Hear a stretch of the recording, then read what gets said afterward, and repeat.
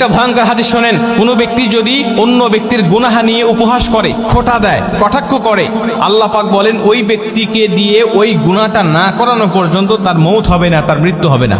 মানে আপনি আপনার ভাইয়ের কোনো গুনাহ নিয়ে খোঁটা দিচ্ছেন, কটূক্তি করতেছেন, উপহাস করছেন, মানুষের মাঝে বলে বেড়াচ্ছেন, ওই গুনাহ আল্লাহ আপনাকে দিয়ে করাবে, তারপরে আপনাকে দুনিয়া থেকে টান দিবে।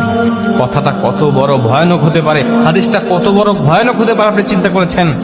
আপনি মানুষের গুনাহ নিয়ে খোঁটা দিচ্ছেন, আপনি মানুষের গুনাহ নিয়ে কটাক্ষ করছেন, আপনি মানুষের গুনাহ নিয়ে উপহাস করে বেড়াচ্ছেন, আল্লাহ আপনাকে ওই গুনাহটাকে করাবেন।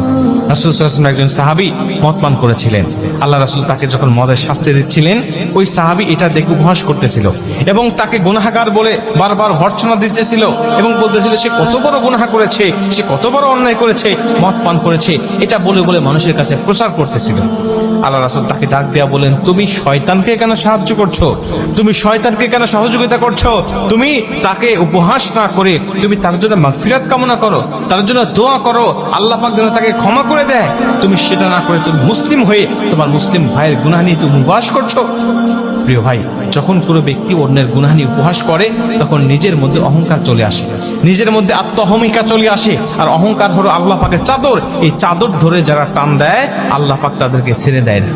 অহংকার করবেন না। এবং উপহাস করা, মানুষের গুনাহ নিয়ে কটাক্ষ করা, এটা হলো কবিরা গুনাহ।